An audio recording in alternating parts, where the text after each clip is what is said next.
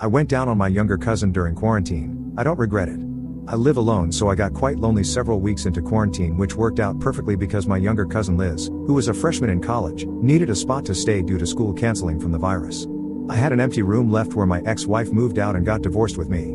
The last time I saw Liz was about 8 years ago when she was 11. She's 19 now. I remember her as lanky and awkward. She was like a small girl growing into a spider's body, all limbs. I thought it would be awkward before she showed up, but it turns out we share a lot of common interests, so we got along easily. Movies became a nightly tradition pretty quickly. Around 6, we would each pick a movie we thought the other person might like, watch one, make dinner, and watch the other. Honestly, my favorite part of Liz being there was the help in the kitchen. It felt like I had a mini Gordon Ramsay in my house. The food was so good.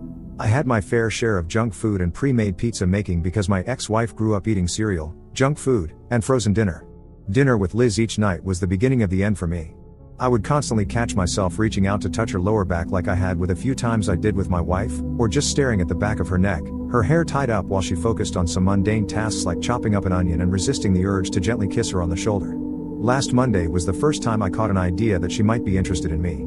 After the first movie of the night, Liz left to take a shower to wash off after a run she had taken earlier that day, while I threw together a pizza. Right after her shower, she surprised me by walking into the living room with just her towel on and asked me how the pizza was turning out. I'd like to lie to you and say that I kept my surprise hidden and acted as if there wasn't a mostly naked 19-year-old suddenly standing in front of me, but after looking her up and down, my eyes lingering on her bare shoulders, then on her small breast framed by the towel, the hem of the arguably too short for her height towel that ended just below her hips and all the long, sculpted legs that followed, each location for a few moments too long, I tripped over my eloquent reply. Good.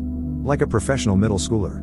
Liz just smirked, gave me a crooked smile, and walked back to the bathroom saying, "Well, it smells really good."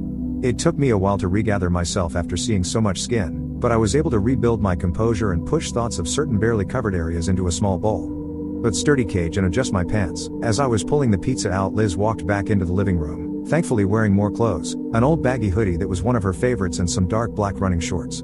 She sat down on the couch and buried her nose in her phone while I finished up in the kitchen. Thankfully, it seemed, she was not too concerned with my lingering eyes, and I tried to forget the recent image of so much perfect skin. I cut us a few slices of still hot pizza, brought them out, and started up the movie thinking it was an odd prank. She was pulling or just a joke that threw me off while I was small, but loud part of my mind hoped it wasn't a joke at all. Partway through the movie I noticed Liz was back on her phone off and on. At some point she stretched out on the couch, head on one arm rest and legs bent, and her feet pressed up against my leg. She kept shifting her legs trying to get comfortable until I asked, "Want to stretch them out?" and patted the tops of my legs. She just smiled at me and stretched them out, letting her feet rest on my lap. I instinctively shifted my hands out from under my blanket and started massaging her cold feet before I realized what I was doing and froze. I slowly looked over and saw her staring at me, a questioning, but not uncomfortable look on her face. I used to massage Nicole's ex-wife feet all the time like this, just instinct, sorry. And I started to desperately search for a new place for my hands. Liz spoke up for the first time since the movie started, laughing a little as she spoke. "I don't mind at all. It actually feels really nice. I went on a long run while you were at work, so you won't hear any complaints from me." And so, I kept massaging her feet, listening to her breathing, and paying almost no attention to the movie. Eventually, her feet were as warm as my hands and I started moving down her lower legs, giving her calf some attention. This elicited a light moan from Liz, and she said, "Why wouldn't Nicole leave this?" I'm sure it was louder than she expected because I saw her head shoot up and look at me to see if I reacted. I just glanced over and gave her a weak smile but didn't comment. I could feel her tense under my touch though. She felt bad for saying it. I turned the movie down a little and said without looking over, "She and I just wanted different things. I don't mean to overshare, but we both wanted kids and it turns out that I can't." We talked about adoption, but after a while I could tell she wanted her own kids. I felt like it was a sign that we should adopt and she very much didn't. We found out about a year ago and that was kind of the beginning of the end. It was pretty quiet for a while as we both just quietly watched the rest of the movie and I continued rubbing her feet and legs. The movie ended and credits were scrolling when Liz pulled her feet off my lap and sat up, stretching long arms arching above her tiled back head. Her neck incredibly exposed and amazingly bare in the low light of the mostly dark living room with her hair and her braid behind her head. She stood up, shuffled over closer to me, and sat down, our legs touching through the blanket I still had over my leg. Without looking over to me, just looking forward, she said, "I'm really glad you're letting me stay with you. It's nice being in a peaceful place for once. And I'm sorry I made you think about Nicole, I really didn't mean to." I brushed it off and told her to not worry about it. We sat in relative silence as the credits scrolled, just the music behind the credits filled the void, but it was strangely peaceful. We didn't need to fill the silence, and it was really nice just sitting with someone who clearly cared. Eventually Liz broke the silence, shifting in her seat and turning to face me directly. "Thanks for the massage." I started to turn to face her and make some lame comment, but she reached across my chest with one arm, behind my neck with the other, pulled my head gently sideways, and kissed me on the cheek. It felt really nice. Her breath on my neck as she moved closer to me, the surprise contact of just a simple touch across my chest, and her warm lips pressed against my cheek sent a cool fire running down my legs, and I could feel myself reacting. Thank God for blankets and semi-constructive jeans.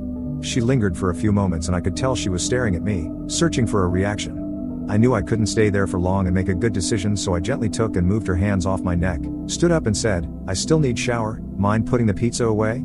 Liz gave me a sad smile in the low light of the living room and nodded. I very pointedly did not run to the bathroom, turned the shower on cold and stripped out of my clothes. My quite average PP had relaxed a little bit from Liz's kiss, but was still resting at about half-mast, hoping for release. I jumped into the shower and turned my chest into the cold water to hopefully knock some sense into my foggy head. Despite the cold shower, thoughts of Liz kept me up for at least an hour, but I was able to get to sleep eventually. The following morning I got called into work. They needed extra help getting stuff done after some workers were off due to getting sick from COVID.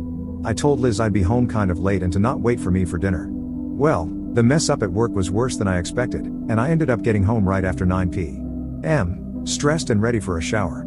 One quick, hot shower later I walked into the living room to find a cup of hot tea and a plate of warm pizza sitting on the floor in front of the couch with Liz sitting on the couch behind. I thought to myself she is such wifey material, but had to remind myself this is my cousin. She pointed at the ground in front of her and said, "It's payback time." She made a massaging motion with her hands.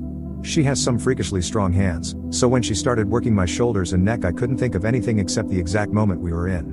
Liz found the perfect place between pleasure and pain, and there were moments where I was about to wince away from the pressure to let her know that it was a bit too much, but she seemed to know, backing off just enough to ride that line. I thought the what felt like hours-long massage was over, but she tilted my head back onto her knees and started massaging my forehead gently, moving down to my temples and running her fingers through my beard. Guys, it was heaven on earth. My eyes were closed so I didn't see her kiss until she pressed her lips against my forehead and lingered for just a few moments. She leaned down close to my ear and whispered, "Now I think you owe me, right?" I tilted my head to the side and kissed the inside of her hand. "Yeah, I guess I do." I watched her ass bounce just a bit in her running shorts as she walked down the hall towards her bedroom. I thought about Liz in a new light. I knew she was into me and started to play tricks on the man's sword, as they call it. Follow for more.